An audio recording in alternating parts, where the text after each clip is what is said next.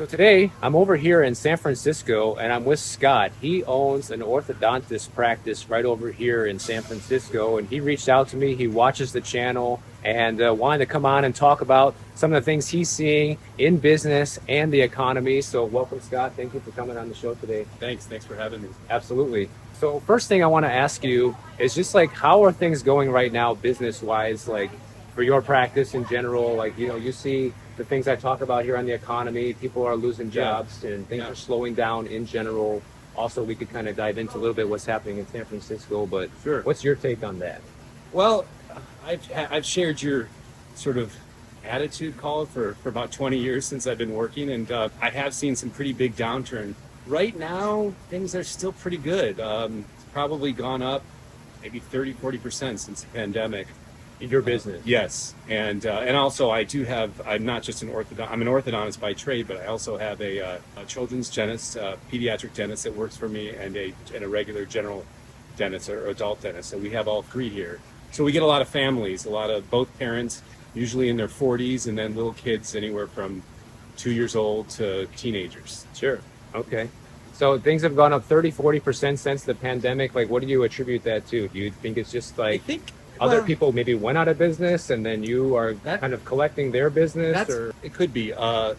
We kind of take a middle of the road approach. We accept most insurances, but we don't accept Medi-Cal. We couldn't afford to, and we're not like a fee for service exclusive practice. So I think yes, part of that is people don't want to go to the exclusive fee for service practices, so they come to us. That could be part of our growth story. Some of my friends that do have that type of practice have complained about busyness the last few years. so you guys are kind of getting overwhelmed, like kind of like contractors right now. People can't really find enough people to do the work. Yes, So yes. you're one of those businesses that kind of benefits when. Yes, especially the adult dentist. There's a lot of people, a lot of young adults. She gets a lot of young adults, late 20s, early 30s, 40s, that come in and we can't find space for them. Yeah, my wife was even telling me that back in Miami, like she needed to find an orthodontist and she can't even find one that's taking new patients right now. I would say that's pretty unusual. Orthodontists can kind of scale to new business because it's always about starting the next case. We don't really do a lot of routine where the general dentist does cleanings, and that's what we're getting inundated with. A lot of these people need cleanings and they don't necessarily need the work that takes up a lot of time. So that's why it's tough for us to get them in. But orthodontists, the ones that I talk to around the country, seem to be pretty slow, actually. So it's interesting because things are going well for you, which I'm happy to hear. That's very good. Yeah. You would be kind of one of those people, like in my comment section, that says, "Well, I don't see anything going on here. Nothing wrong to see. Everything's going great with the economy. Stock market's at all-time highs. Real estate's still expensive." Yeah. But you said before we started talking here on camera that you kind of share my sentiment with what's happening. Well, so I've tell me a little bit about that. Why do you think that if your business is going so well? As a dentist or an orthodontist, you start, your career typically later because you've got to do a lot of schooling. So I came here in '53. I came here when I was 30, and worked for someone for a few years, and then bought them out. And I was just couldn't believe the price of housing. I was just, I would play frisbee with a bunch of people my age, and we would talk about it, and I'd be like, I'm a professional. I can't even afford to touch a place to buy here. And I just couldn't believe the price. I thought it was going to go down. It turns out I was sort of right. It definitely, about 2006, 2007, 2008, it started to dive. I got married and we bought. We both had good jobs at the time. And so we were lucky. And it went down. But this area, this is a unique little area in the city. It's sort of in between the far western part. It's not a lot of businesses, just a lot of single-story houses, and then we're halfway in between downtown where it's been crushed and it's pretty much all apartments. And so we have a kind of a nice area. And so, and even in 2006, 2007, 2008, I think I looked up once, it only went down about 10%, maybe 15%, the housing prices on average for the zip code that I'm in. I don't really keep track, to be honest, about housing prices. I don't see a lot of for sale signs from my half a mile to 3/4 mile commute from my home to the office. So that's all I can really say. It doesn't seem like a lot of people are buying or selling. Yeah, well, I do track the data here in San Francisco, and it kind of depends on the area, like you said. But depending on where you look, like the prices are down right now anywhere between 15 and 20% over the past couple of years. So things have come down a lot. And actually, San Yeah. Francisco is one of these cities now that's kind of like undervalued in the sense that, the price that you pay today would typically have been higher in the past and may go up in the future if San Francisco can recover and get Yeah. back on track. So in case anybody's wondering why we switch sides, it's just because I'm holding the camera. So you have to switch sides every so often. Anyways, what is it like running a business here in San Francisco, Scott? Like I've seen a lot of the news stories, like a lot of people are complaining because of crime and stuff.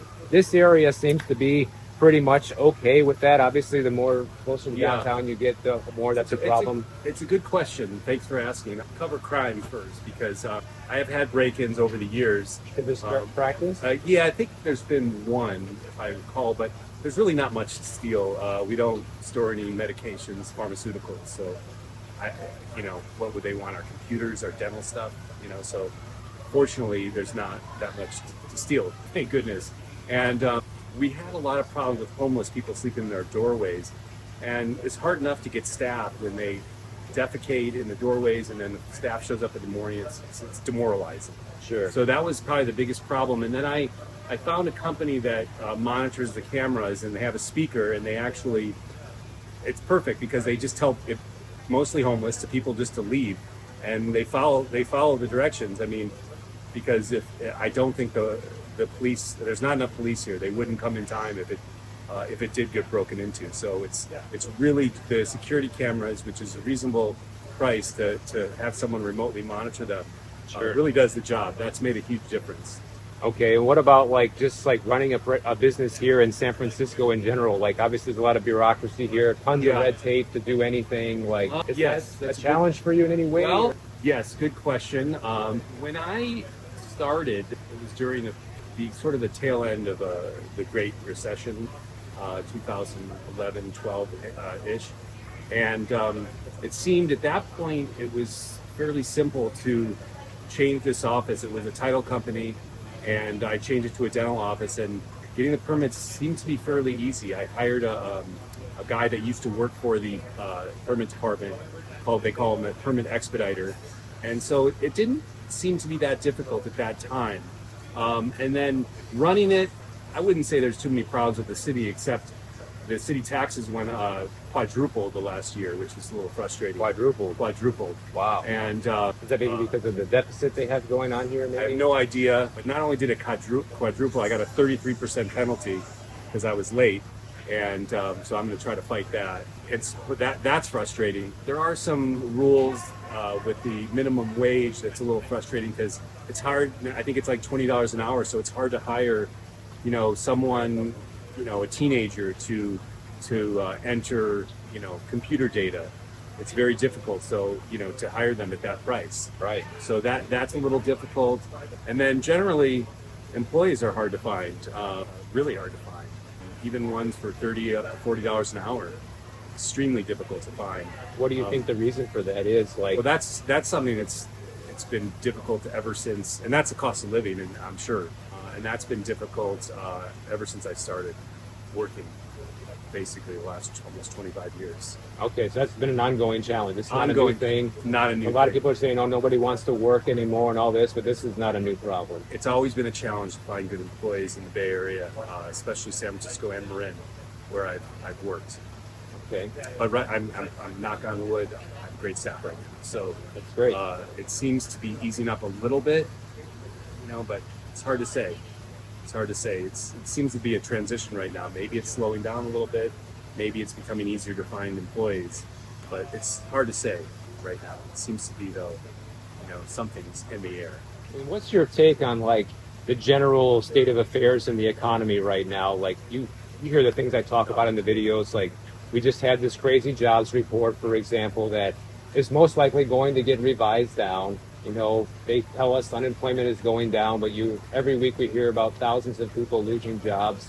Just things like that. Like, what is your feeling on that? Well, I told myself when we contacted each other that I'm not going to get political, so I'll try not to. But yeah, I've always kind of have the attitude like things are going to fall off. You know, I've always been extremely conservative with my approach to working, try to save money. It's always been the way I just kind of the way I was brought up. So, but yeah, it's tough to say. I've always thought that the bottom's going to fall out. But right now it's really hard to say. I do follow a lot of the YouTube videos that the doom and gloomers, so to speak. I'm not saying that you're that, but I do follow some of them. Sure. And some of the Healthy Money or Oh yeah, thoughtful money. Yeah, Thoughtful yeah. Money. Yeah. And he gets a lot of different people on there. So, but I've never heard a small business person in what I do and the people who I serve. It seems to be okay right now. Knock on wood. But who knows if it's going to change? I talked to a few other dentists in the area and a few other orthodontists around the country, and they're struggling. There's one guy, he's a specialist, a gum periodontist. He's one of my best friends. He's got little kids, and so we don't talk as much, but he says that he's always been extremely successful, and he said since 24, he said he's downtown, and he says it's just fell off a cliff. Downtown San Francisco. Yes. Oh. This is, he through the pandemic when no one was working down there, he was fine. He always says it's great because this is great, and then all of a sudden, he said it completely just fell off a cliff. So it must have taken a few years. So he doesn't depend on tourists, so to Right. speak, but he does probably depend on a lot of People that work in executives, offices. yeah, and- that work down there. Right. So it didn't hit him until the start of this calendar year. Yeah, I mean the occupancy in downtown San Francisco is down like more than 50% prior to the pandemic. So it's pretty bad. I did a little walk down there. I don't know if you saw that video, and a lot of the storefronts, everything is closed down there. There's not really a whole lot going on. You do see people. I've seen your videos. There's other guys that do videos about it. But the reality is, even before the pandemic, I probably go down there less than once a year, just because it's just not in You my don't need to. routine. Yeah. I don't go down there that much, so it's hard for me to have perspective on it. So here's something else I wanted to mention, Scott. I'm sure Sure. maybe you heard about this. This is a new thing that just came out today. So they say that the federal deficit just hit 1.8 trillion in 2024. So they collected 4.92 trillion, and we spent 6.75 trillion through September 30th. And so, obviously, as a small business owner, you can't operate like that. I can't operate like that. Correct. I can't take on crazy amounts of deficits and spend so much more than you make and just go on like business as normal each year. What do you think about that? Yeah, it seems like it's been going on for years. I don't know how it's going to go down. I don't know how to protect yourself. If we get some kind of hyperinflation, who knows? It seems though the argument against that would be like other countries are worse. I don't know. Right. So, I do follow some of the macroeconomics, and I try to just protect myself as best I can. But it seems like it's unsustainable. But it seemed like that for a long time. So what kind of things do you do to protect yourself financially or to be like guarded against this thing? Like for me, one thing I always tell people that they should do, and this is my opinion, no one has to do it, but I like owning gold and silver because Oh yeah. that's something that has been money since, the beginning of time. Right. And, it always appreciates with the deflation of the dollar. Yes. Every time the dollar goes down in value, those things go up. Right. And that seems to be the direction things are headed indefinitely. So that's just one small thing that somebody can do. And obviously no one wants to have all of their wealth tied up into that. Yes. But that's just like something that I tell people, like if you need to do something, it's better than doing nothing and just, keeping your money under the mattress or whatever. Well, So yes, I do believe in gold and silver. What I try to teach my daughter is to get a skill, because if you have a skill, you could always make, a living, right.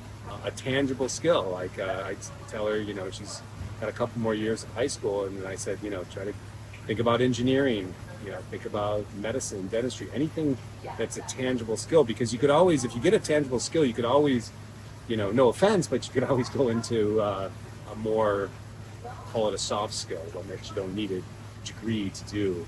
Not that sales is not a skill, but you don't need a degree to Right. sell. So, but if you have sort of a tangible skill, I think that's sort of your best hedge, and that's sort of what I was taught as a kid. So your idea is just like as long as you have a skill that's valuable in the world, then you know you can make a living. So you're not really concerned about where the cost of living or the value of the dollar or anything goes. I'm concerned, but I try not to stay up at night thinking about it. Well, yeah, me neither. But So yeah, I mean, I think it's also having a skill. It's like no matter if you're in sales and sales are down, it could be very depressing. But if you have a skill, as long as you have one patient coming in the door and you could use your skill on them for me, or if you're an engineer and you have one thing to design, it's gratifying. So that's probably the one thing I try to teach my daughter. But yeah, no, I do think of what you talk about. I have been for a long time, and so I do agree with what you say about gold and silver. Yeah, I think it's a nice. But anything else on the financial side of things that you personally do that you feel like helps you sleep at night in this environment? Everyone's talking about crypto and Bitcoin. Do you own any? Yeah, but not Bitcoin. And it's just a little bit. Then certain companies that get dividends, oil and gas companies, we need energy. They say AI is going to take like 20% more energy. Where are we going to get that from? Solar panels? Right. Some, but not as much as we need. So, yeah, try to diversify as best I can. Sometimes I do options just because I think something has got to crash down at some point. For the most part, I've been wrong on them, but maybe one day I'll be right. Now that you just mentioned the electricity and the AI boom, I wasn't really going to ask this question, but since we're on that, what is your feeling on like the state of affairs here in California? Like obviously there's a huge push to make everything go electric. They want to have only electric appliances in houses, only electric cars in the future. At the same time, the PG&E rates are shooting through the roof. I mean, I'm even paying a PG&E bill here at the apartment I rented. I mean, it's crazy how expensive it is for using nothing, It's I think I'm up to $1,200 a month for this office, and I don't use heat or air conditioning. Right. It's just mostly the vacuum and the air compressor, and the computers. And fortunately at home I have solar, so I'm okay with that. Do you agree with the direction things are going with that? Oh God, it's like the people in the room just don't know. They don't understand the breadth of the information. I'm a huge advocate for alternative energy, but it's just not possible. It's not possible. I remember in 2004, roughly, I converted my Toyota to run on natural gas, and they had one filling station in the entire city, and that has since been gotten rid of. And so, fortunately, I had to take out the whole conversion kit because I couldn't sell it and I couldn't fill it up. So, I assume that that electric cars will grow, but a few percent a year. I don't want to take over, and so they'll have to reverse some of their mandates. I think it's going to come down to that. They're going to reach the edge. We're here and we haven't been able to of course. get there. It's absurd. I tried to hedge my bets about driving. It's certainly nice to save on gas and the environment and all, but it's also nice to walk to work and get exercise. So that was my big kick in 2011 was I was able to finally be able to afford to start a business, near my house. And that was, that's probably the best, so I ride my bike to work. So nice. I'm an environmentalist, but I'm not a climate change crazy. I just, that's the thing, everybody uses that word climate change. The climate is changing. There's no denying that things are changing. Right. I mean, this is the hottest year I've ever spent in Marin County. Like the number of heat waves we've had has been crazy. The climate has always changed. I think that the biggest 2 years ago it was worse, by the way. It was. Oh yeah. I wasn't here that year, luckily. Yes. That was the year I skipped coming here. Oh yes. This has been the last week. It's been 80, 90, but we had like a couple years ago that were close to 100 in San Francisco. People just like to argue about the reason why, and I think people like to believe that we can maybe do more about it than maybe we really can. But I agree. That's not really what this video is about. But I just think people, as soon as you say climate change, like everyone has to run to their side of the room, like, oh, which side are you on with this? Right. And I don't think there should be a side. Like, things are happening, and we have to do what we can to adapt as humans. But it doesn't mean push everybody over a financial cliff either. So again, I was saying about the natural gas. I tried to convert my car to natural gas. I tried to have a whole water recycling system in my house, because of the drought. There's a lot of problems with that. You really, certain things you need like massive scale to make work efficiently, especially like water recovery or to run natural gas. I mean, gas leaks. It was problematic. Yeah. And so now the electric, it's like, where are you going to charge it? How are you going to charge it? Who's going to pay for it? Who's going to produce the electricity? So How will it be produced? I do have a hybrid, so I'm a big fan of electric cars, except that it's just not practical for everyone. I'd rather drive less, or ride my bike. Yeah, and in a than- place than like drive, this, period. it's perfect for that. Yes, without getting too critical, the powers that be, it's some of the policies are just not thoughtful, and they're going to have to change. Interesting. And it will change. So as much as people are leaving California, does this. I mean, shockingly, we've had Republican governors in the state. So it will eventually reach a tipping point where people are done. That's what I keep thinking is going to happen as well. Like Yeah. I've kind of mentioned that a few times just out loud in my videos. As a visitor, as somebody who doesn't live here, and I see more and more people continue to leave, especially big companies that are leaving because of bureaucracy and taxes and things like that. It's like, how much can you really push those type of people away and expect to Yeah. operate at the same level of success? I think about that all the time, and I don't look at my patient data, but I'm sure a huge number are have insurance through a large company. It's not like people are coming here and paying cash for their work. They work for a Google, a Facebook, it used to be Twitter, and they have good insurance. So, fortunately, I haven't seen a lot of drop yet, but who knows? Could be around the corner. It does seem like a lot of companies are leaving. So here's something that you probably heard of, and that is that San Francisco is kind of going through what they call a doom loop right now. And what that means is you have more businesses leaving than starting, and there's a lot of vacant commercial real estate, and especially in downtown San Francisco. And ultimately what that's leading to is a lot lower tax revenue for the city. So they're kind of like trying to scramble and figure out where they're going to get money from. That could be maybe the reason why you said earlier that they cut people the taxes and things like that. Yeah. So what do you see as like the future of living here? Like as somebody who's lived here for a long time, like what's your sentiment on it now, how it was before, where you think it's going? Like just kind of give your feelings on Yeah. that. Because a lot of people see San Francisco on the news, are like, oh, this place is, a third world country now. That's what they Yeah. see and they think about. I think if you go to the airport and get a cup of coffee, it's a kiosk about, I don't know, 5 feet wide, maybe 5 feet deep or so, and tall with glass. And it's a robot that serves you your cappuccino or espresso. I don't know what it is, $4 or $5. It seems like it's about the same price as a Starbucks or a Pete's. And I think that's sort of the future, where you can't afford the labor. So everything's going to be robotic. There's a burger place, pretty popular burger place, sort of a local chain, super duper. They don't have any cashiers. You just actually order from a kiosk. Right. So I think that's sort of our future. I think in my business, we're going to have a need for people that work here, but I think at some point, it may even be in dentistry where you, instead of seeing human live people at the front office, you may have a Zoom screen where you see someone in India or the Philippines. It may come to that. I hope not, but it's very possible. So how do you think like San Francisco's going to survive on that? Because those are all jobs that aren't here anymore, that aren't paying taxes, and businesses that are getting away with paying less. Like, they already have a big deficit here. So how does that work? I have no idea.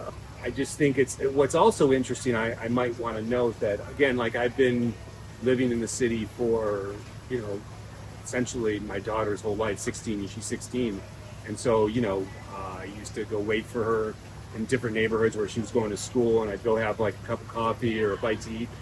You used to be able to have a good meal, whether it's some kind of Chinese food or something, for $10, or a sandwich, or a slice of pizza and a cup of coffee, or a slice of pizza and a soda, $10, right?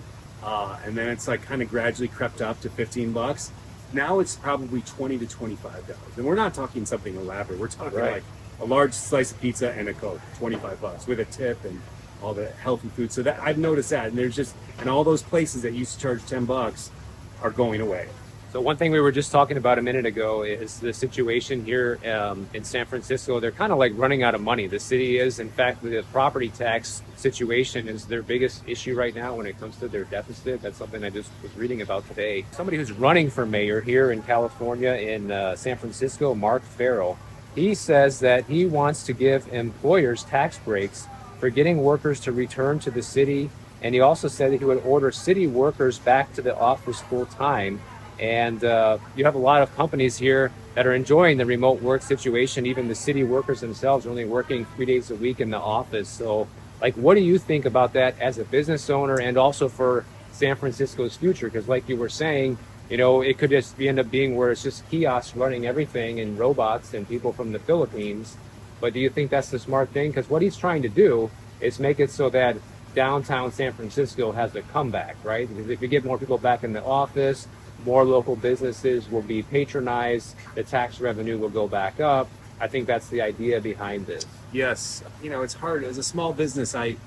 There are some things that I could have some of my staff do remote, and I do, and they seem to enjoy it. And I even work remote sometimes, planning cases and etc. But hard for me to really judge on the big businesses. It doesn't seem though that mandating anything. When you mandate things, it usually doesn't work. I mean, look what happened. I mean, Twitter left. I mean, it's easy for people to leave, but the bottom line is just, I think really landlords are going to have to come down in price, and you're going to have, people live and work here, and the balance has to be reset. And they talk about wages going up, and that's good, but there's only so much a business could afford, and the rents are still pretty spectacularly high from what I hear and what my employees tell me. And then there's rent control, and that's the elephant in the room in this city.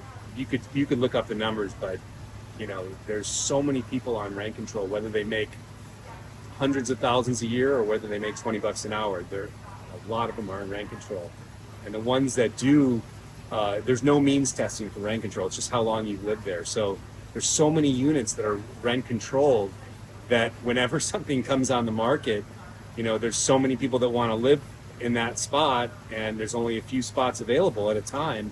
And so that's why rents are so high. No one wants to admit that. It's a political liability, so to speak. It will be very difficult to change it, to make it means tested or have only certain types of workers be allowed to have rent control. So that's a huge issue in the city that I think underlies everything, the voting, everything. It's completely controlled by that. I think they passed it in the 70s. Don't quote me on the statistics, but it seems like a huge number of places are rent controlled no matter what, and those people just don't leave.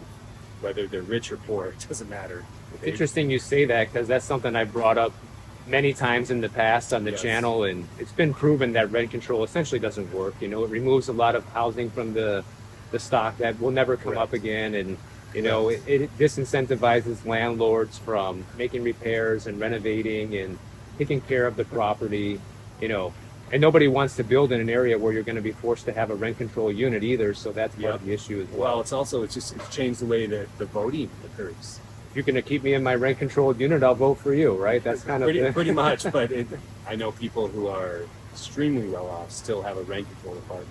Wow. Yes. That's very interesting. Yes. I won't tell you who they are, but yes. Insider info there. So how long have you lived here, Scott, San Francisco? Roughly 25 years with 1 or 2 breaks. And so, as somebody who's lived here that long, I guess the last thing I want to kind of end this with is just, would you recommend anybody move here today? Are things as bad as people see on TV? Is it worse than people see on TV? Is it somewhere in the middle? What's your take on being a resident here for so long? I mean, the problems that I think affect most people, crime is frustrating, car break-ins. It ebbs and flows. I got my car broken a couple months ago, and I got my bike stolen a couple months ago, but before that, it'd been like 15 years before my car was broken. So it ebbs and flows, the crime. I would say if you could afford it, it's a good place to live and to have a business here. I'm pretty invested in, I'm vested, I should say, here, because it'd be very difficult to move, with school, with my daughter going to school for another couple of years, and then the business and my home. So, I'm pretty tied here. So, a lot of people talk about leaving, but it would be very, very difficult for me to leave. And I don't really want to. I mean, the weather is great, as you know. Absolutely. So yeah, and I'm optimistic that it will change at some point. You think it's going to? Like, you think things are kind of heading in that direction? Like, people in San Francisco are just like getting tired of the BS and they're ready to just kind of Yeah. turn things around? Or what's your feeling on that? I think it just boils down to, I've had a number of people who have left and come back. I think it kind of boils down to just the economics, like it always has. If you could afford to live here, you could find good work, and you could live here, whether rent or buy. That, you know, it's a great place to live. But if you can't, or you know, you're not going to, and that's kind of the way it's been since I've been here in the last 25 or so years. So you overall would say to somebody if they wanted to move to San Francisco that, you know, maybe don't hesitate based on the things you see on TV or maybe the tax Yeah. situation and all that. That's one of the main reasons I don't move up to California in general. I don't want to pay the taxes. Right. Well, yeah. Yeah.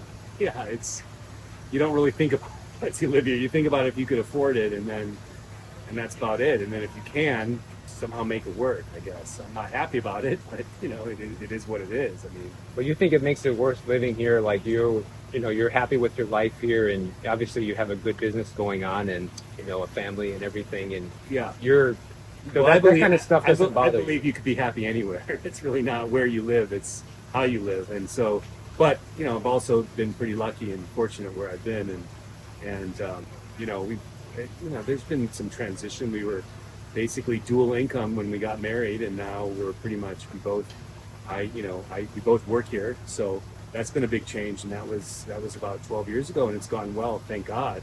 If you could afford to live here and the economics work out, it's a great place to live. I mean, still, and hopefully some of these problems will resolve. Okay. Well, I really appreciate you talking to me, Scott. Thank you so much for your time. Yeah, It's a thanks. pleasure meeting you. Pleasure meeting you. Do you want to plug your business, or is that you don't care? Or I really don't Okay. care. It's Park Smile on 9th and Irving. all right. So if Yeah. you ever need orthodontics work, you know where to come in San Francisco. Thanks. So if you enjoyed this video, please make sure you are subscribed to the channel. And if you don't want to wait for my next video to come out, check out this one on the screen right over here, and I'll see you in the next one.